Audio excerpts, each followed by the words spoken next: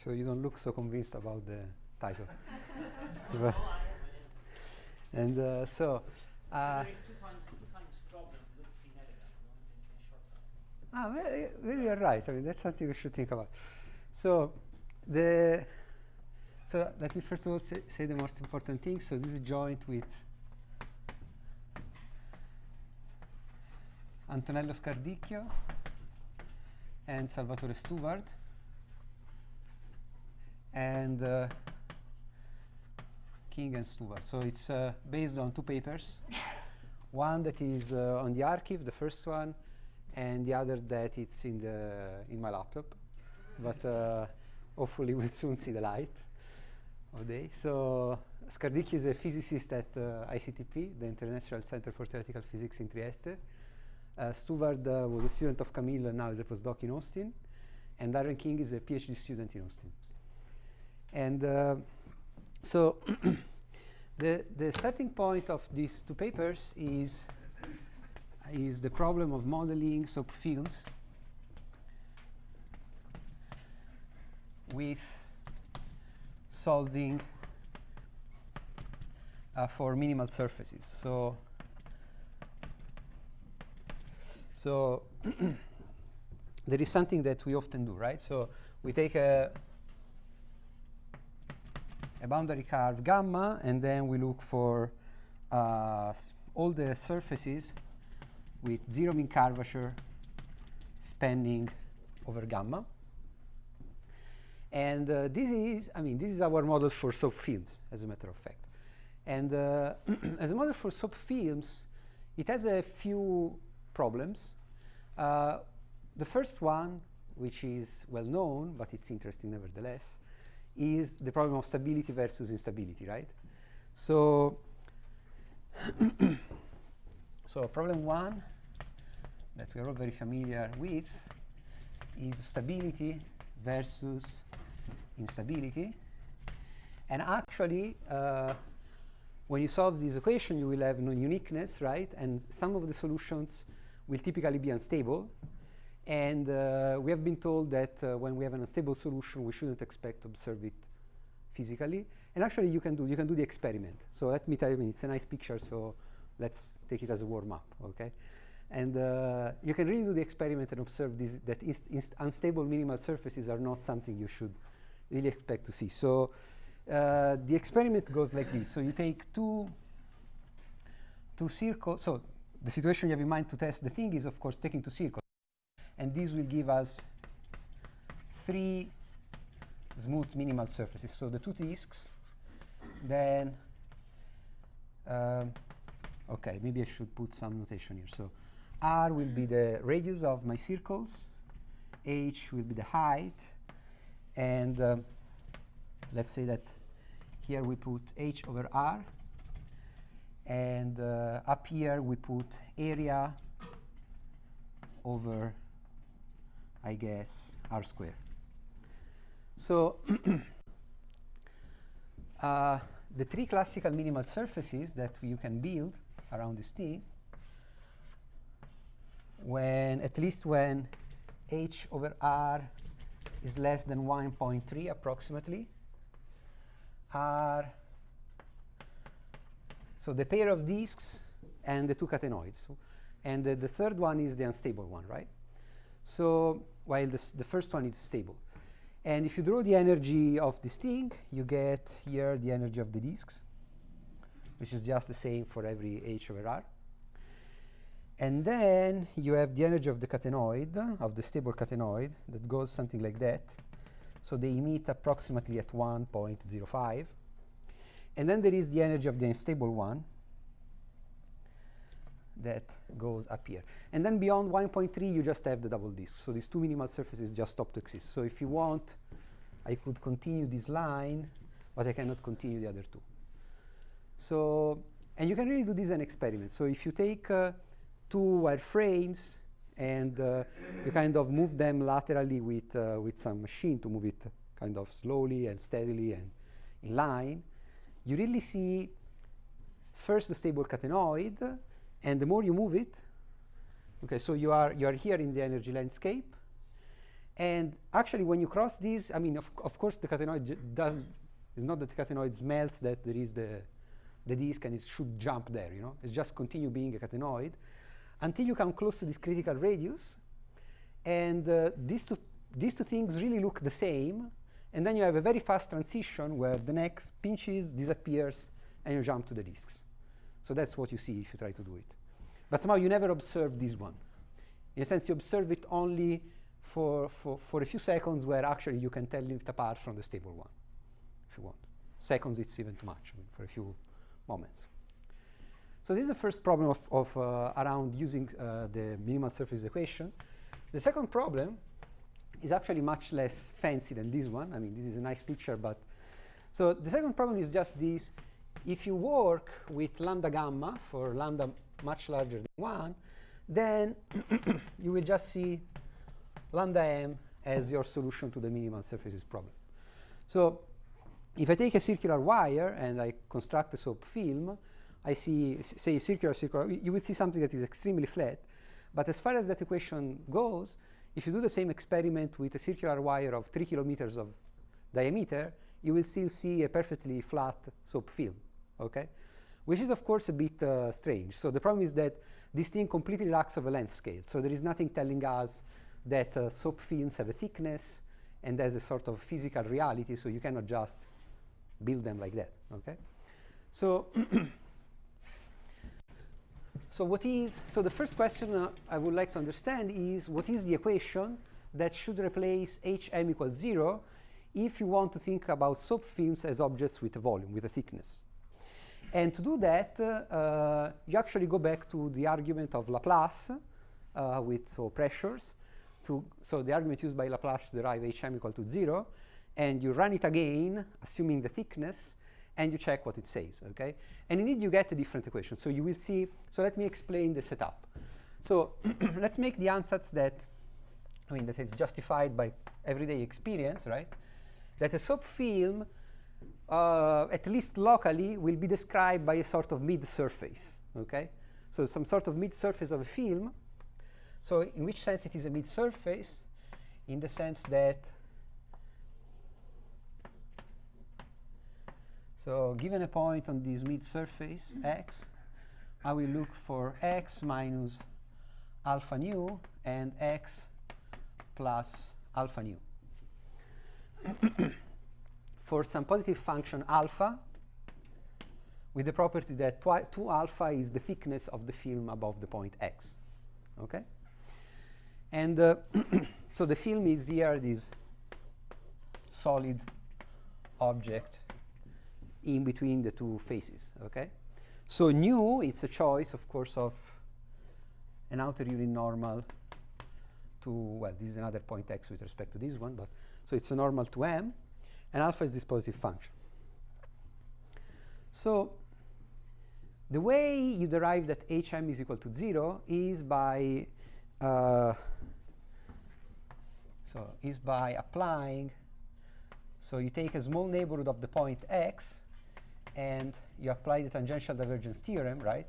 And this will be the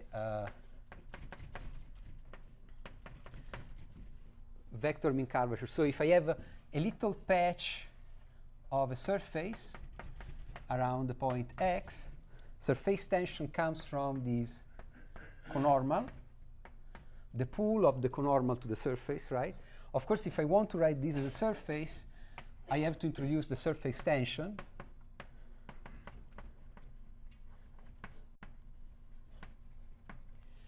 And, and then I get the force that is pulling down the little element of surface. Okay, so the idea of Laplace is just that, the idea of surface tension is just that the way you feel surface tension is because there is, you look at an infinitesimal piece of surface, you look at the conormal, and the force felt applied to the point x just comes from the lateral pull of the surface itself, you know. So, and then the tangential divergence theorem tells you that this lateral pull that the surface feel, you can actually write it as a normal vector. So in this case would be minus the mean curvature vector would point outwards, and you get minus that, right? So in the case of this little picture, this would probably be a good representation of the mean curvature vector, so you pull down. So, and that's essentially why you get h equal to 0, because when h is equal to 0, this average tangential pool is 0, so you are at equilibrium. That's what it means, right? So, in the setting of my picture now, what I have to do to get my... Sorry, Ali? Yes? You're applying the divergence theorem, no? So Yes. the domain is the same? Sorry, you're totally right. No, Yes, you're totally right. Yeah. This is the, I mean, I draw it in the picture, but I kind of lost it in the equations. Okay. Yeah, so it's really the pool along this ideal curve that gives you the amount of force felt by the element of surface, right? And then you divide by the area, you localize it, and you get the mean curvature.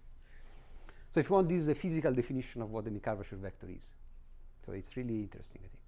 But, okay, so to make this argument work in the case of a three-dimensional film, essentially you go checking the pressure at this point and at this point, right?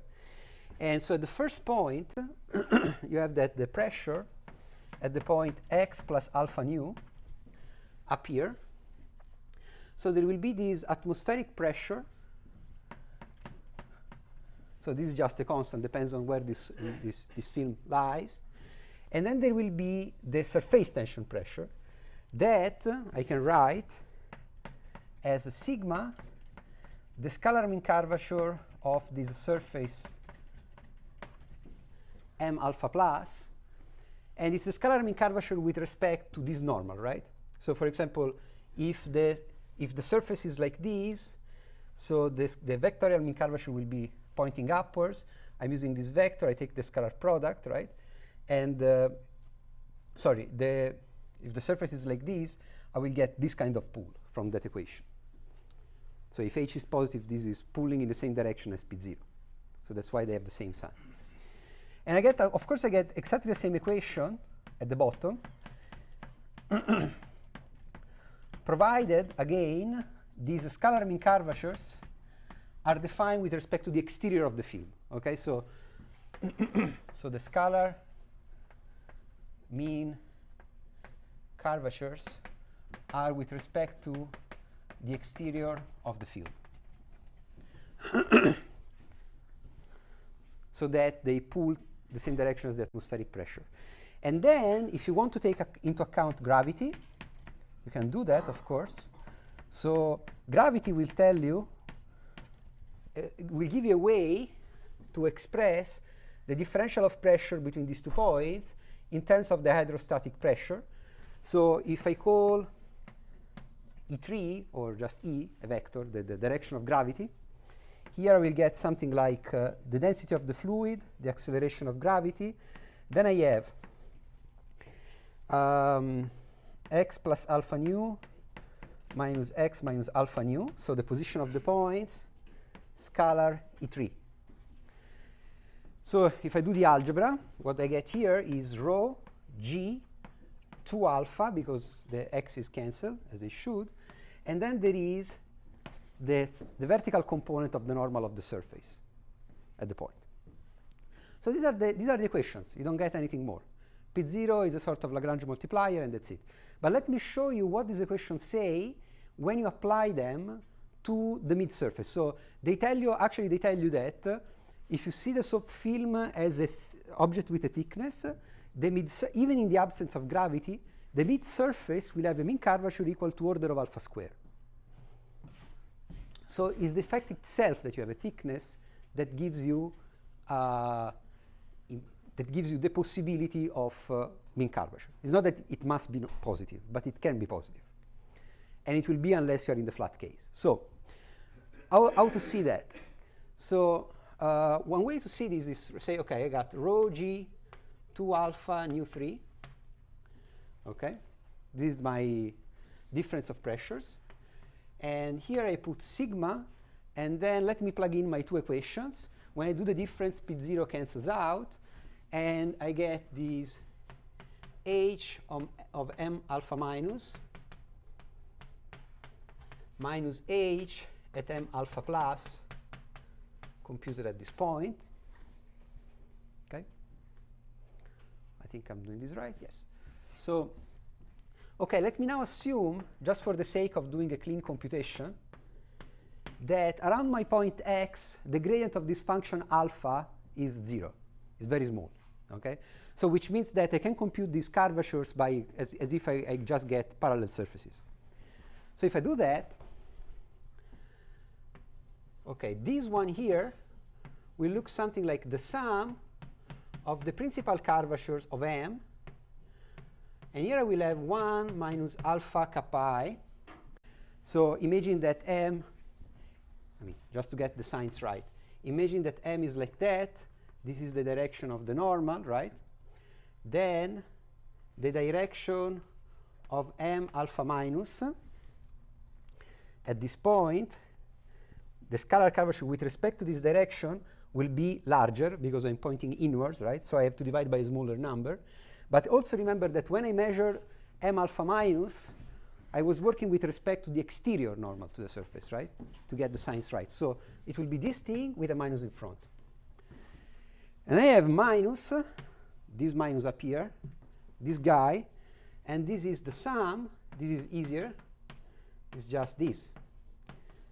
So here I am moving in this direction. I got less curvature. So the interesting aspect of this equation, of course, is that you do your expansion, right? The zero order term is in alpha.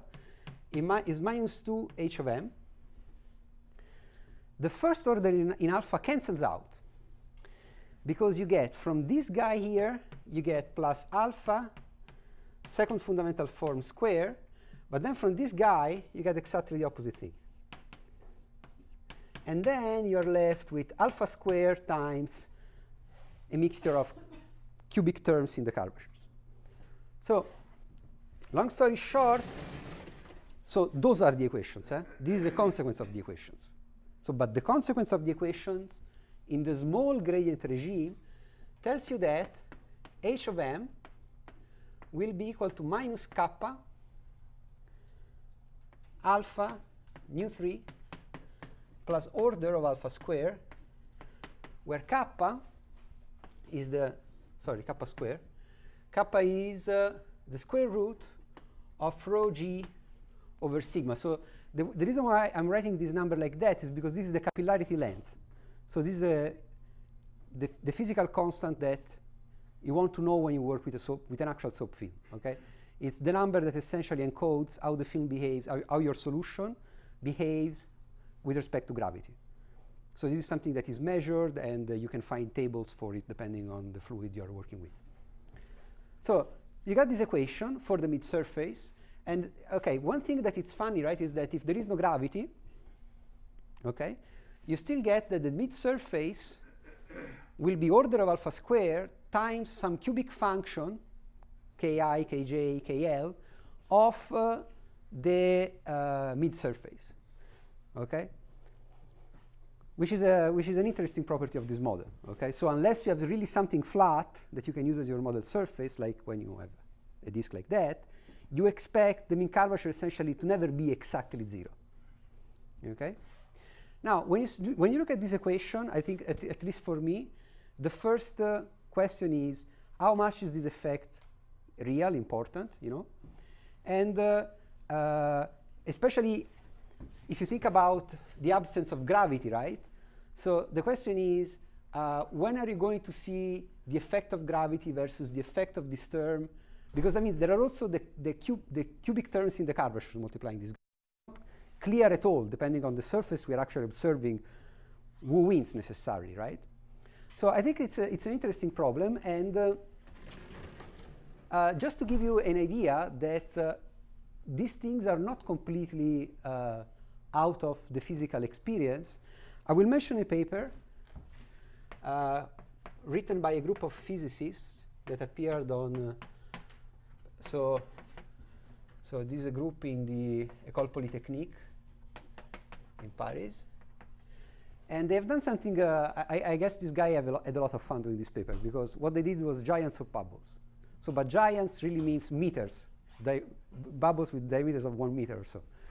So, and they have a beautiful picture in the paper where they have this pool that is 4 meters in diameter, and they put in there some 20 centimeters of soap, and then they go there with sticks and cotton wires, threads, and they raise it up so to create a giant soap bubble. So it's not my problem. Here it's constant mean curvature would be the reference thing, okay? And then the thing they construct, okay, it satisfies Young law, as you would expect, so here you get a 90-degree angle. But the interesting thing is that this giant soap bubble of some 1 meter of diameter, right, will be some, I would say, 25, judging by eye, you know, some 25% below an exact spherical cap. So this is the effect of gravity. So these soap films can build structures that are absolutely microscopic, and at the macroscopic scale at which they exist, the effect of gravity can be quite significant. Now, can this same thing happen for soap films? I have no idea. Okay, so I have no idea really if for soap, and this is a question I would like to understand a bit better. Probably you can understand it with much less sophisticated mathematics than the one I'm going to discuss, but just a curiosity in a sense. If when you start taking your wire and you make it larger and larger, right? So will the soap film cease to exist because of so it will cease existing because of some effect due to the fact that you have this balance of forces before you can really see the effect of gravity or not. So in other words, I mean, really in simple terms, can you really make a giant circular wire and observe a soap field that is slightly bent, or you don't expect that? So can you expect to see anything measurable, okay? And I have absolutely no idea, okay? I've tried in my office with a pizza pen and a very large wire, and I did the film. I got films like that, but the problem is that the oscillation of my wire, I mean, my ability of producing a circular wire is so limited that it's absolutely impossible to draw any conclusion. So I don't know. I really don't know, okay? But I think it's a curiosity that what could you get? So coming back to these papers, so what we have done there is extracting from these premises, from these analyses, extracting two questions. So the first question is, so what can one say about sequences of surfaces, MJ, say with some area and diameter bounds,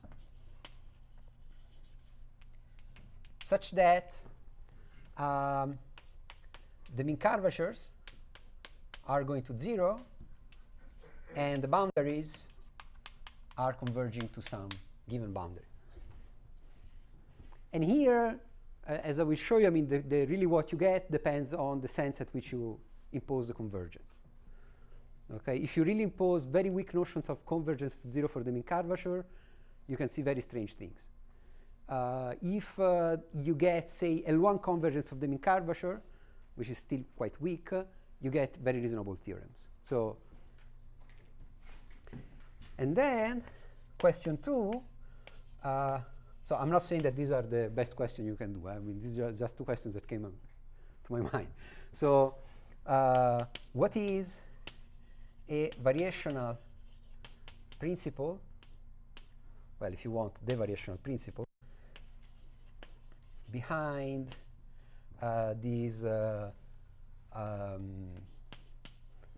balance of pressures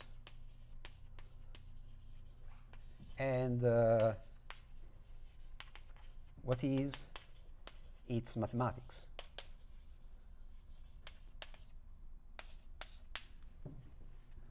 Okay, so you try to write down the variational problem behind those equations I've written, and you would like to understand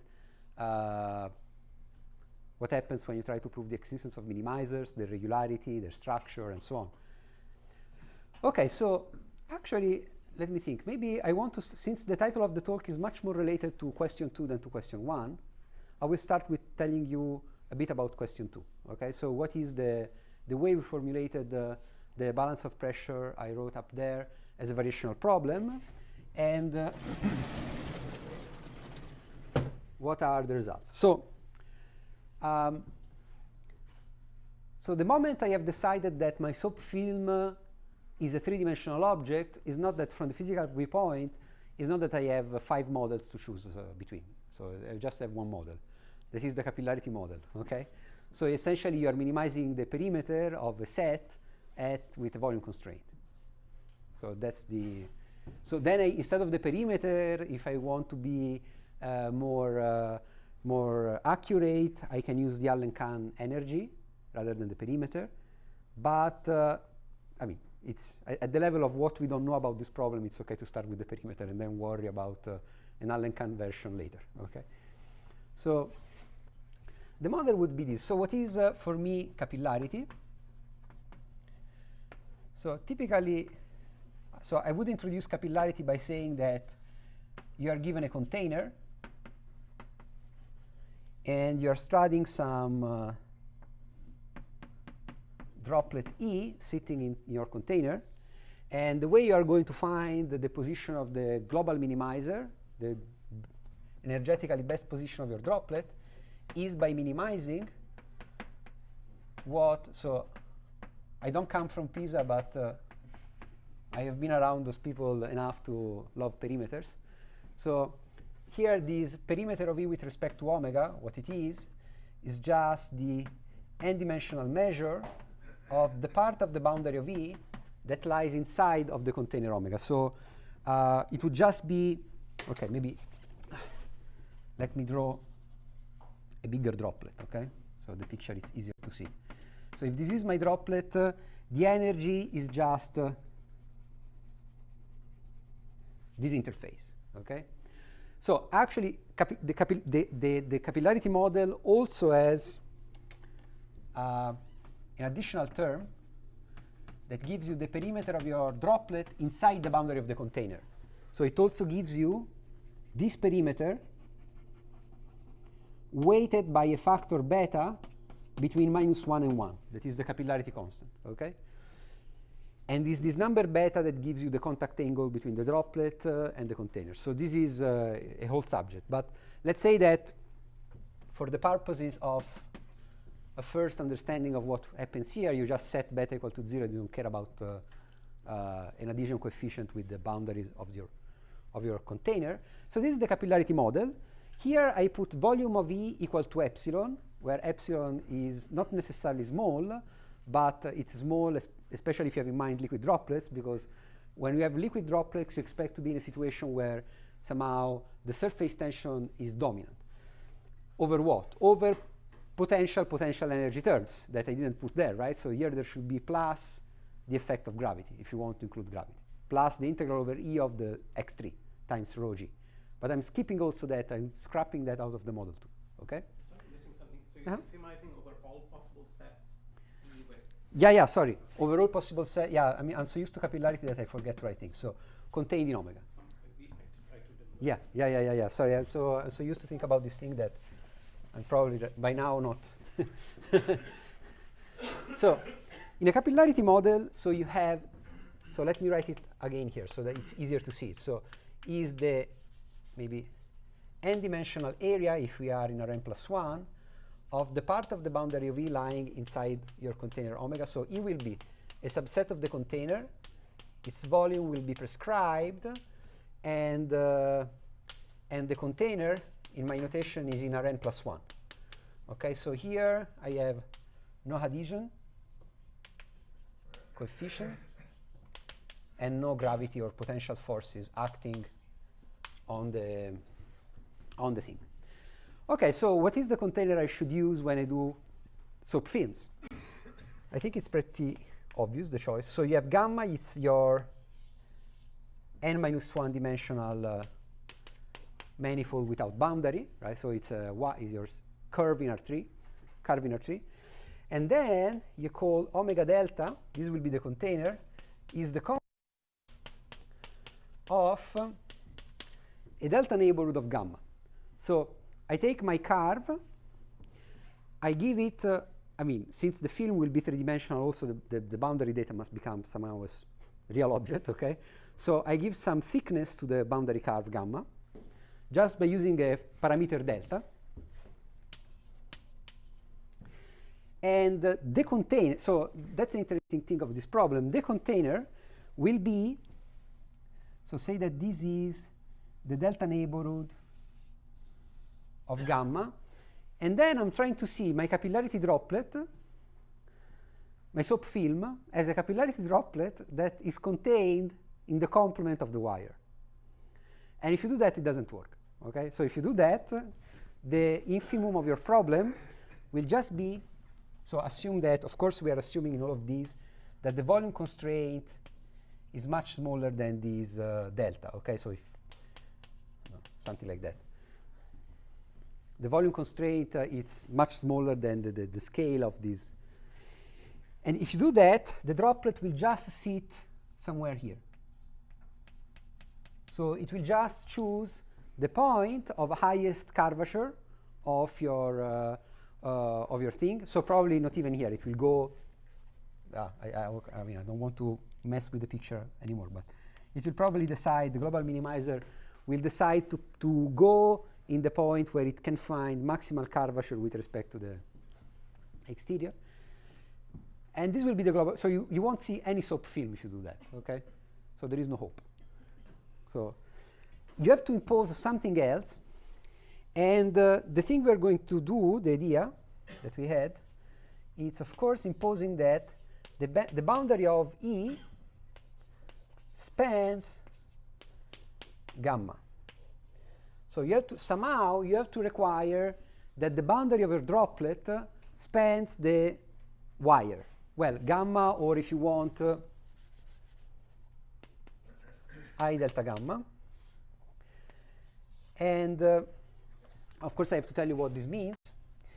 And the way we did this was essentially taking an idea that was proposed by Jenny Harrison and Harrison Pugh. So a compact set kappa spans another compact set H. So H would be this guy, and kappa would be my boundary.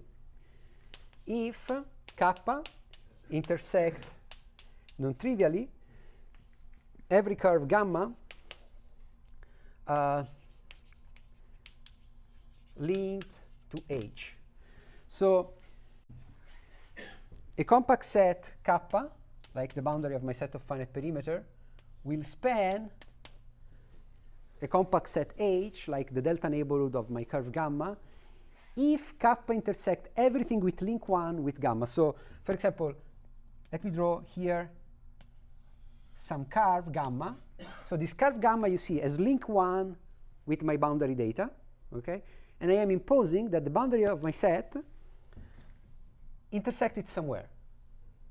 So and I'm betting my money that these don't have much money, so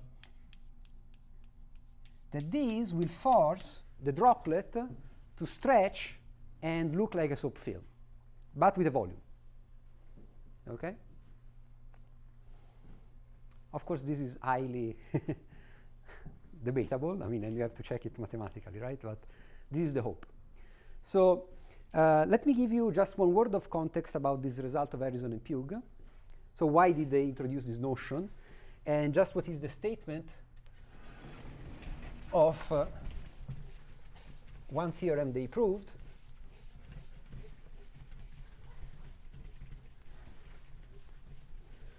So this theorem of Harrison and Pugh,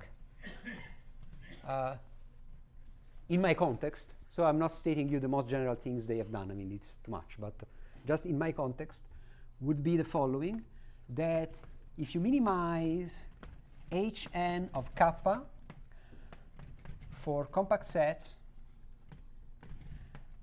contained in the complement of this fattened wire. Let's call it omega delta.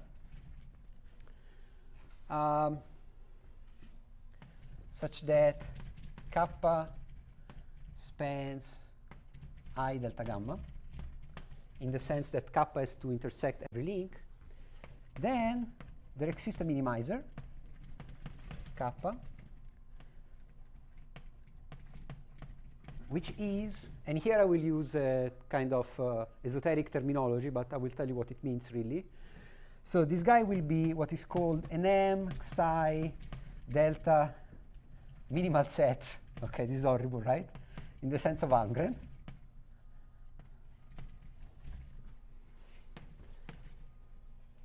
Okay, but what it means essentially, here probably with 0 and here with 0.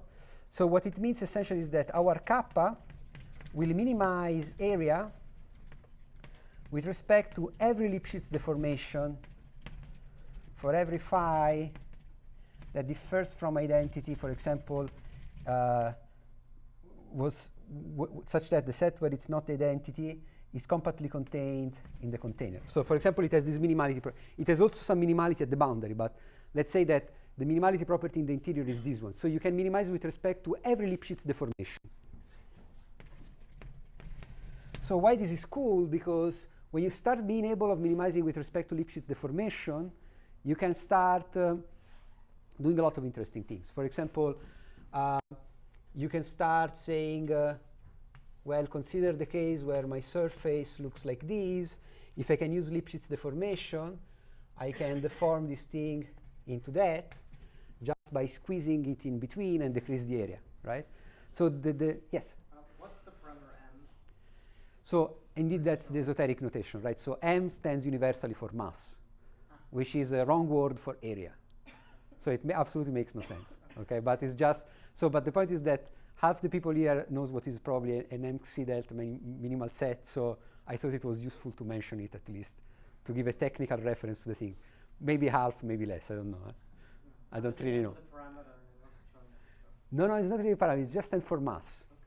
And psi and delta, psi is a function that in principle gives you here an error that goes at higher order with respect to perimeter differences. And delta is just meaning that all these minimality properties holds at a uniform scale.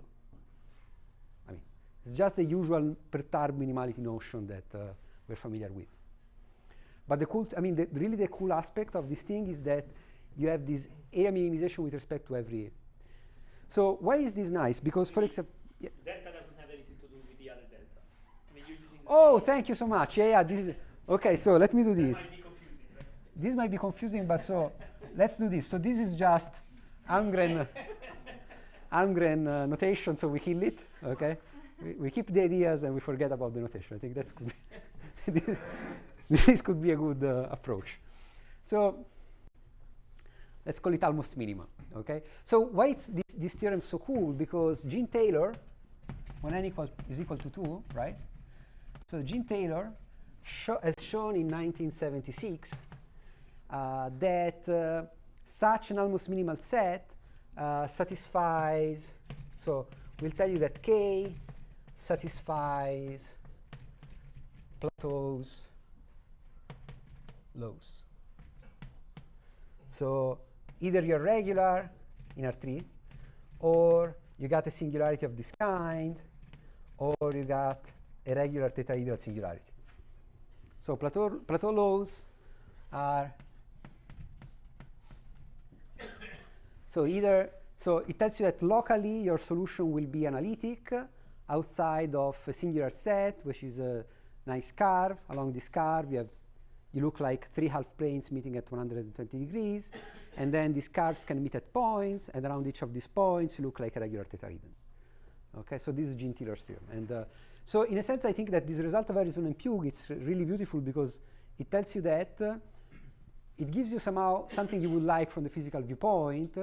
That is, when you try to solve Plateau problem in R3, you would like to check that Plateau's laws that are experimental are verified by your mathematical theory. And this is, interestingly, something you don't get if you formulate the Plateau problem with, say, sets of finite perimeter or currents, because you're imposing, working in those classes, you're imposing actually some algebraic structure to the boundary of your set that prevents this singularity to be observed. So of course, you can work around these by saying, but let me say for this boundary, I will minimize modulo 3, modulo 5, modulo whatever, and then you can see the singularities again. However, from in a sense, I mean, the beauty of this, the charm of this theorem for me is that I don't have to give you, given the boundary, choose that class of currents to see this minimizer or that minimizer, but it gets a different approach, you know. On the other hand, one should say that being able of prescribing classes that can see or not see certain minimizers can give you the ability of finding by minimization several surfaces that in the end will all be local minimizers in this sense. So I just say that in a sense all these approaches are equally important. But this result, it's for me, it's interesting for my talk, especially because it's where this spanning condition was introduced, and this is what I'm going to use for my problem. Okay? Now, that I have talked about the result, let me tell you more about what could go wrong with my model. Yes? Is that spanning consideration sort of sharp in some sense? Meaning if I throw it away, I can produce something that isn't going to be minimized? Well, okay, if you don't, for example, you see, if you take out of the spanning condition a tube of curves, right, the minimizer will probably, no, okay, if I said something wrong. So sharp, no, I don't think there is, okay, so this is also another aspect that's it's interesting, I think. So you can, of course, come up with many definitions you like of what it means to span this or that, right? So from this point of view with Camillo and Francesco Giraldin, a few years ago we proved the theorem telling you essentially the following, that give me your preferred definition of spanning your boundary. So if it contains, if it gives you the possibility, given your surface M and the ball, to compare your guy with essential spherical caps or with cones generated over your trace along the sphere. So if your class is such that you still have inside these two competitors, not exactly them, you can approximate him in energy with efficiency and so on and so forth. I mean, you can generalize this, whatever. But the spirit is that if you can compare with spherical caps and cones, then you're going to get the existence theorem of Harrison and Pugh. So you're going to get a minimizer that is going to be a reasonable object. So that's the philosophy. And then, of course, this has been extended to anisotropic energies, higher codimensions. So there is paper by De Filippis, Giraldin again, Camillo, then Antonio De Rosa's work on that, and then Harrison and Pugh has work also on this genre. So it's there is a, and of course Guy David, that in a sense was the person that also pushed a lot for this kind of revised approaches. And actually I think that Guy has a preprint or is on the boundary regularity that I haven't addressed here on this thing. And the boundary regularity is really interesting because, as you can easily see, boundary singularities occur in easily, and so it's a whole subject in a sense, you know, getting deeper into this thing. But there are some, at least there are some parts of this story that you can in a sense treat in an axiomatic way. So they don't really depend on how you prescribe the boundary. Okay, so let me tell you what is something that could go wrong with my theorem, with my approach, and is something that we have called collapsing. So let me remind you of my problem. So my problem is minimizing the perimeter of E in the complement of the fattened wire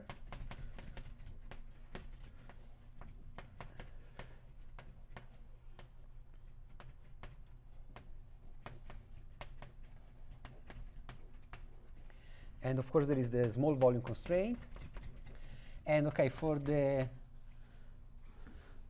people that likes geometric measure theory, this is really the closure of the reduced boundary. I mean, it's the boundary, yeah? But just to be precise. Okay, so this is the problem. Say that, let me try to draw, for example, say that this is gamma, right? and I take the flatten of it. But let me kind of draw a cross-section of the situation. So I have gamma now, its cross-section is 2 points. This is the delta neighborhood. And somewhere in between, I am hoping to construct, maybe not like this. So in this situation, it will look something like that, kind of 2 very gently bulged spheres. So I would like to observe something like that. Then it's a 3-dimensional picture of its cross-section. Okay? So what could go wrong when I do this? And I take a minimizing sequence EJ.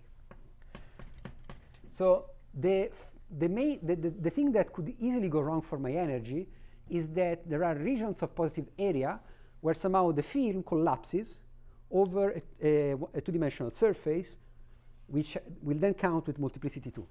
So what happens if my minimizing, so let me try, for example, to draw a blow-up of the situation, what could happen down here if I zoom in and I look as my minimizing sequence goes, right? So it could happen that my minimizing sequence, it's really, maybe it's a thick somewhere, but then the sets EJ really start to flatten out a lot, you know? And then when I finally, so here it's really, really thin, and finally when I send J to infinity, what I see inside this ball is the set EJ, maybe they look like this, and then they have completely flattened out here, okay? And here there is kind of a region where I have multiplicity 2 in the limit.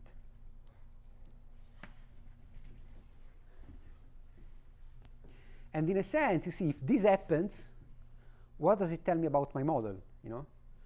Because I started all this business to see 3-dimensional objects and get with 2-dimensional one. So it's interesting to understand if this is something that happens or not, right? So, okay, let me tell you what we can prove so far. So I have to say that this is very much work in progress. So it's something that, I mean, the theorem I will state, we proved it, but then we are still working on it to complete the picture and get a result we can be fully satisfied with. But since I have to give a talk every week, so it's certain I have to tell you something that I have not completed.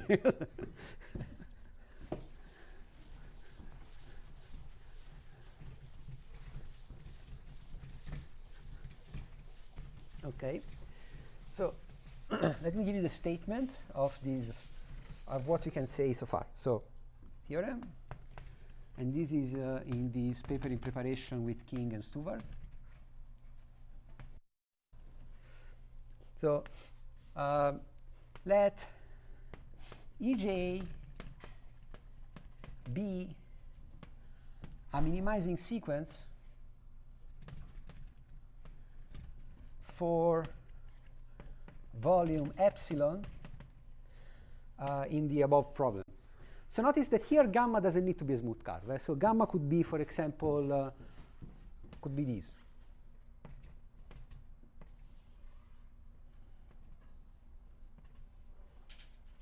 Okay, my ability of drawing this thing correctly, it's what it is. But so could be, for example, 3 half circles, but without the midline. So this picture is really bad because it suggests you that I'm including the midline. I'm not. So let me maybe, okay. And these are equal angles, even if they don't look like that. Okay? And there is not the midline. So if I do this thing, I expect to see, so in the Harrison-Pugin problem, if I do this, I will see these 3 half disks meeting at 120. That's the minimizer of Harrison and Pugin. So, and these kind of boundaries are admissible in the theorem. Okay, so you get a minimizing sequence, then you will see that EJ converges to some set E in L1. So just the volume of the symmetric difference goes to 0. If I take the n-dimensional area and I restrict it, to the boundary of EJ. Okay, if you want to be technical, to the reduced boundary of the EJs, but I mean, just to give you a statement that it's easier to digest, just put that. So the area restricted to these boundaries will converge weakly star to some function theta, Hn restricted to some set kappa. So by this I mean just that if I take the integral of a test function along the boundary of Vj, the limit of that is going to be the integral of this function theta over kappa as j goes to infinity. Here, this theta will be larger than 1 on this limit set kappa. So it's really at least the area of this kappa. Actually, this theta will be larger than 2. So on kappa minus the reduced boundary of V. So I have to use the reduced boundary. So the reduced boundary of the limit set will be containing this kappa compact. So far I'm telling you that given a minimizing sequence, I can find the compact set kappa, okay, that contains the boundary of a limit set E. So the limit set E will have volume epsilon because of the L1 convergence. Let me put it somewhere. I don't know where. So the volume constraint is preserved. There is no escaping of mass at infinity. And the boundary of the limit set will be contained into some kappa. Kappa spans the boundary data. Okay? So the additional property I can add is that kappa spans my boundary data, I delta gamma. And that the density is at least 1 over all kappa, but actually it's better in the part of kappa that is outside of the boundary of V. So would be the red part in my picture over there. Okay?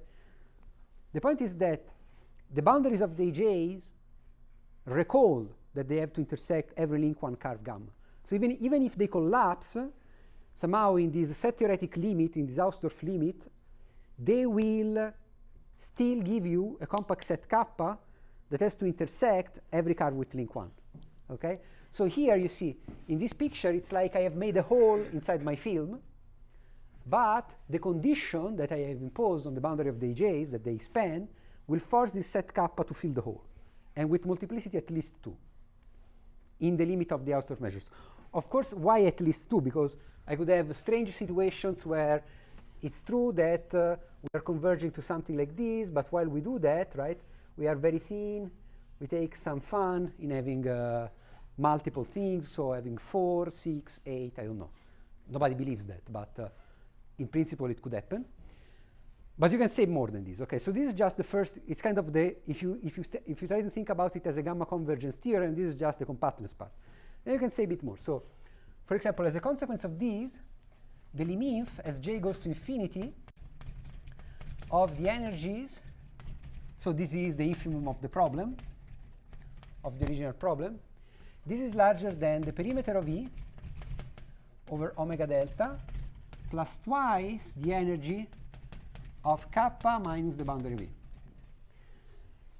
So it's like I get some sort of generalized minimizer consisting of the pair kappa E. Okay? And the energy that is actually minimized is the energy of the part where you have a set plus twice the energy of the part where you don't have a set. And actually, this is really the minimality property satisfied by this pair kappa E. So kappa E, so actually, okay, let me say a few words more about kappa.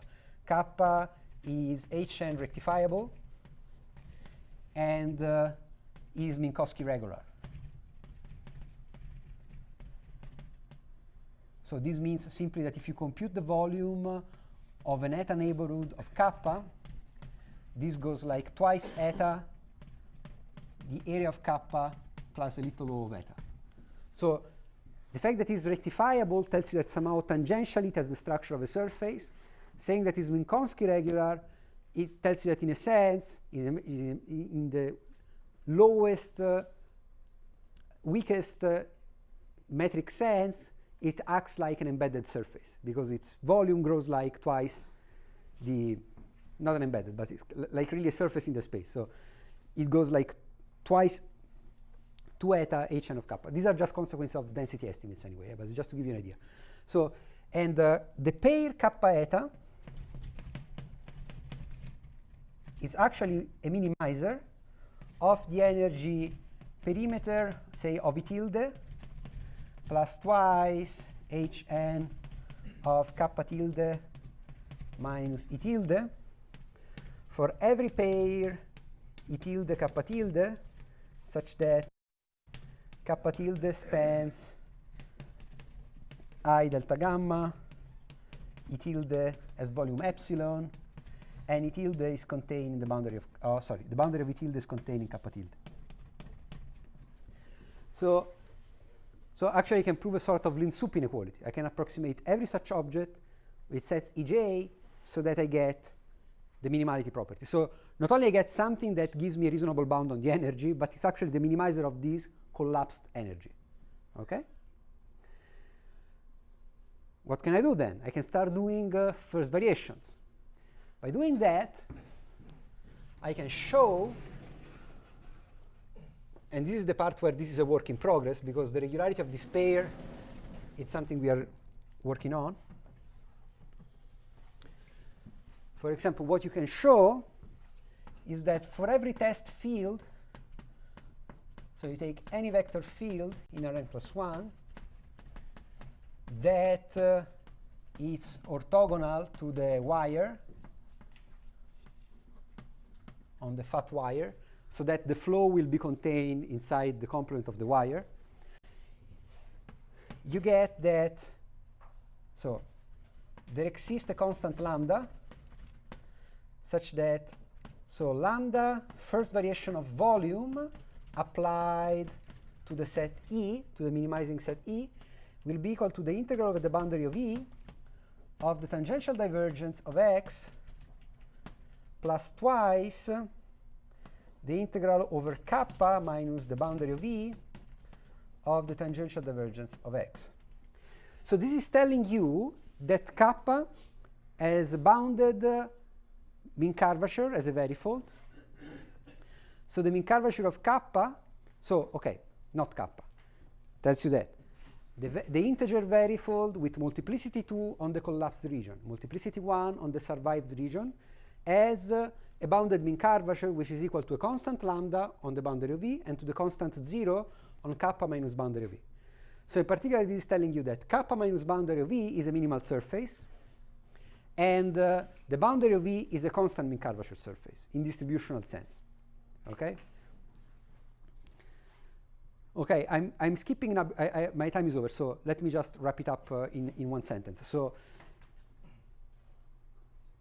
what we are doing now, for example, is showing that collapsing cannot occur. But it's interesting because to show that collapsing cannot occur, I cannot just pop up with my problem and tell you, I apply the direct method, I find a minimizer that is not collapsed. So somehow at least the only strategy I could think of, and the thing we are doing to solve the problem, is going through all the pain of looking at any minimizing sequence, constructing this generalized problem, getting the regularity properties, and then somehow what we have now is a strategy to say that if there is collapsing, so if this guy has positive area, then we can get a contradiction. So if you can pull it off, as I hope, what we can say is that you don't have the collapsing. And actually, you really get a set of finite perimeter of volumes epsilon that is able to span this thing. Or maybe I'm wrong. So this is very much work in progress that we are trying to do. And then the interesting aspect of this question, really my last sentence, is that in trying to understand it, we are starting using the small epsilon thing. Because small epsilon means, so as epsilon goes to 0 in all this theorem, what I expect to see is that my objects converge to the Harrison-Pugh minimizer, right? And for example, when I am in a simple situation where my boundary gamma is the graph over the boundary of a convex set, and so there is only one stationary varifold in the world, that is the area minimizing graph, okay, I expect to use all this structure to show, at least in that case, that the non-collapsing doesn't occur, and that my sets converge in a smooth way to the smooth minimal surfaces in the problem. So these are the things that we are up to for completing this paper. Okay, so thanks for your attention. Sorry if I took a few more minutes.